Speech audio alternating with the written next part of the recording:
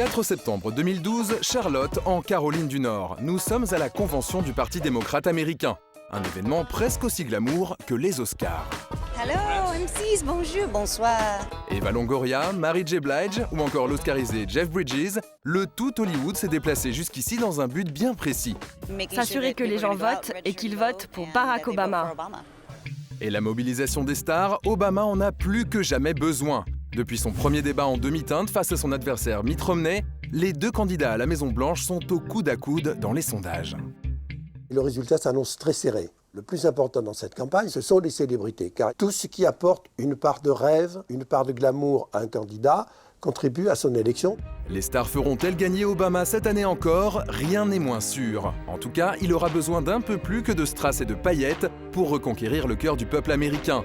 4 ans après son élection, le bilan du président sortant a déçu et l'Obama-mania des premiers temps est bel et bien retombé. Comble de l'ironie, certaines célébrités qui le soutenaient auparavant, comme Barbra Streisand ou Matt Damon, l'ont ouvertement critiqué dans les médias. Êtes-vous satisfait de la manière dont Obama a gouverné jusqu'ici? Non. Je crois vraiment qu'il n'a pas compris son boulot. Un désamour qui risque de lui coûter très cher, d'autant que Wall Street lui a également tourné le dos à cause de sa gestion de la crise. Du coup, pour gagner, Barack a tout misé sur les stars d'Hollywood, à la fois pour leur pouvoir de séduction, mais aussi et surtout pour leur aptitude à collecter des dons. Le plus important, après le glamour, c'est la galette. Parce que Hollywood sert à remplir les caisses des candidats. Alors, le champion du monde, c'est George Clooney. Entre Clooney et Obama, tout a commencé en 2006 avec l'engagement de l'acteur pour le Darfour. Depuis, ils sont devenus amis et s'affichent ensemble dans les médias. Un allié de taille, comme nous le confirme Jim Vance, l'un des premiers présentateurs de JT afro-américains de l'histoire. La force de George Clooney, c'est qu'il attire l'attention des gens. Si vous ou moi entrons dans une pièce et disons « j'ai quelque chose à dire », la plupart des gens présents répondront « et alors ?» Quand c'est George Clooney qui entre dans la pièce et qu'il veut dire quelque chose, les gens l'écoutent. Et quand Clooney décide d'aider son ami à lever des fonds pour soutenir sa campagne, il ne fait pas les choses à moitié. En mai dernier, il décide d'organiser chez lui un dîner avec des célébrités comme Salma Hayek ou Robert Downey Jr. Et la bonne idée, c'est que n'importe qui pouvait y participer, moyennant un petit don et après tirage au sort. Une vitrine de Noël qui a rempli sa mission bien au-delà des espérances de la star. En une soirée, Clooney a récolté plus de 15 millions de dollars. Daniel Dozier est conseiller en communication et membre actif du staff Obama for America. Il nous dévoile les coulisses de ce dîner. Ce qui est important à retenir, c'est qu'une grande partie, même je crois la moitié, est venue des petits dons, en dessous le seuil de 200 dollars. Bon, évidemment, il y avait des grands chèques. Et des gros chèques, il y en a eu davantage, puisque d'autres stars ont essayé de faire aussi bien que George. Le président Obama et Michelle viennent dîner chez moi. Et ne soyez pas en retard. Mais tout le monde ne s'appelle pas George. Au final, Sarah Jessica Parker et Anna Wintour ont récolté 4,5 millions de dollars, ce qui n'est pas si mal. Quant à Beyoncé et Jay-Z, ils ont réussi à glaner quelques 4 millions de dollars supplémentaires. Mais est-ce qu'une telle connivence entre les people et le pouvoir serait possible en France ? L'Amérique, c'est le pays du rêve américain et du rêve hollywoodien qui ne font qu'un. Donc, entre le show business et la politique, c'est le love story. Chez nous, entre le show business et la politique, c'est je t'aime, moi non plus. Donc, c'est très différent. Et les stars ne servent pas qu'à remplir les caisses, les petits soldats de Barack ont une autre mission, rallier le plus grand nombre d'électeurs à sa cause. Avec son éventail de célébrités, il arrive à toucher toutes les couches de la population, contrairement aux républicains.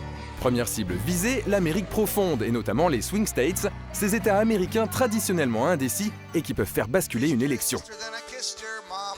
Après George Clooney, c'est au tour du boss himself, Bruce Springsteen, bientôt 40 ans de carrière, de faire passer le message.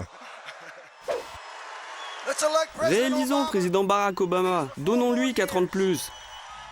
L'audience est captivée. Et ce qui est bien avec Barack, c'est qu'il pense à tout le monde. Pour convaincre les jeunes de voter, il sait s'entourer. Sa carte maîtresse, la ravissante Scarlett Johansson. Aux dernières élections, j'ai enfin eu le droit de voter. Toute seule, comme une grande. Scarlett Johansson, elle était très efficace pour faire venir des jeunes et pour décrire pourquoi l'enjeu était aussi important de voter pour la première fois. Réélisons le président Barack Obama. Mais le vote sur lequel compte tout particulièrement le président sortant pour gagner cette fois-ci, c'est celui de la communauté latino. Avec une politique d'immigration qui prône la fermeté, les républicains se sont mis à dos cet électorat. Une erreur monumentale que Barack compte exploiter. Une fois de plus, il mise sur des stars comme Jennifer Lopez ou Eva Longoria pour faire la différence. Je suis vraiment motivée pour parler à la communauté hispanique. Ça me remplit de joie.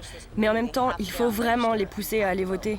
Eva, on va la chercher parce qu'elle est latinos, parce qu'elle va pouvoir séduire les 16% d'Américains qui sont latinos et qui vont faire la différence dans ces élections. 16%, soit 52 millions de personnes, un chiffre énorme et une stratégie que le camp démocrate espère payante. Les stars se sont donc toutes mobilisées derrière leur président, mais au final, il semble que la célébrité qui agit le plus en faveur de Barack Obama soit en fait... Michelle! Merci, Première Dame.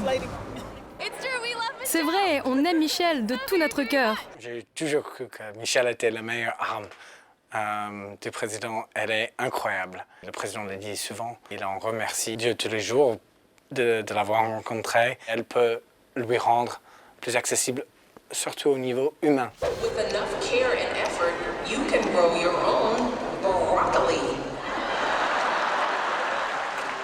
Un peu d'humour, cela ne fait pas de mal dans une campagne. L'aura de Michelle est telle qu'elle est plus populaire que son président de mari, 69% de sympathisants à travers tout le pays contre seulement 56% pour Barack.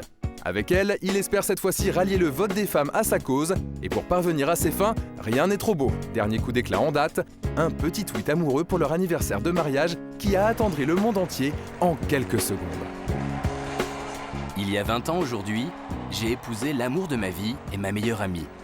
Bon anniversaire, Michel. Alors les stars feront-elles la loi au pays de la bannière étoilée? Résultat du scrutin dans une semaine.